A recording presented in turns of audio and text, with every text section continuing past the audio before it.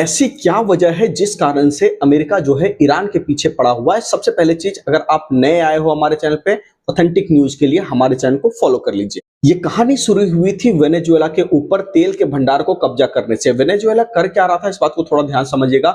वो बेच रहा था सस्ता तेल, किसको? चाइना को, ठीक है। और ईरान भी जो है सस्ता तेल बेच रहा था, किसको? चाइना को। तो इस कारण से चाइनीज इकोनॉमी को ज्यादा फायदा हो रहा था, जिसको देखा यहाँ पे अमेरिकन गवर्नमेंट ने, और उसे लगा कि कहीं ना कहीं अब इसको रोकने का समय आ गया, इसलिए उन्होंने जो है यहाँ पे देखो हमला करना शुरू कर दिया। अब इससे होगा क्या, एक बात समझिएगा, एशियन मार्केट के अंदर तो खलबली मच जाएगी, जैसे हमारे जैसे जो देश है इंडिया है, ठीक है, यहाँ तो खलबली मच जाएगी, चाइना के अंदर भी खलबली मच जाएगी, लेकिन इससे अमेरिका को कोई खास फर्क नहीं पड़ेगा।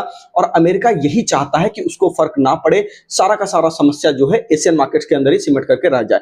लेकिन एक बात समझिएगा ध्यान से, यहाँ पे अमेरिका को खतरा ये भी मंडरा रहा है। कल उन्होंने एक अल्टीमेटम दिया था 13 अप्रैल शाम 7:30 बजे का। इसके अंदर वो कहा था कि ईरान वाले जो है यहाँ पे टोल टैक्स आप मत वसूलो, अगर आप वसूलोगे तो कहीं ना कहीं हम लोग यहाँ पे हमला करेंगे पूरी तरीके से। और आपने कल वीडियो में भी देखा होगा, अमेरिका के वहां पे ईरान के वहां पे नजर आए और उस एरिया पर उनको ये हिदायत दी गई कि अगर आप यहाँ से नहीं हटोगे, नेवी को कहा गया, अमेरिकन नेवी को, अगर आप यहाँ से नहीं हटोगे तो हम लोग यहाँ पे आपको फायर करना शुरू कर देंगे, ठीक है। तो वहां पे उनको कहा गया कि आप इंडियन ओशन में चले जाओ, हमारे एरिया से आप बाहर निकलो। अब एक बात समझिएगा, यहाँ पे हो क्या रहा है, क्योंकि डॉलर की डोमिनेंसी खतरे में है और यहाँ पे अमेरिका चाहता है कि डॉलर की डोमिनेंसी बरकरार रहे, तो इस कारण से वो चाहेगा कि पेमेंट डॉलर में हो। लेकिन अब खेल यहाँ पे थोड़ा सा पलट रहा है।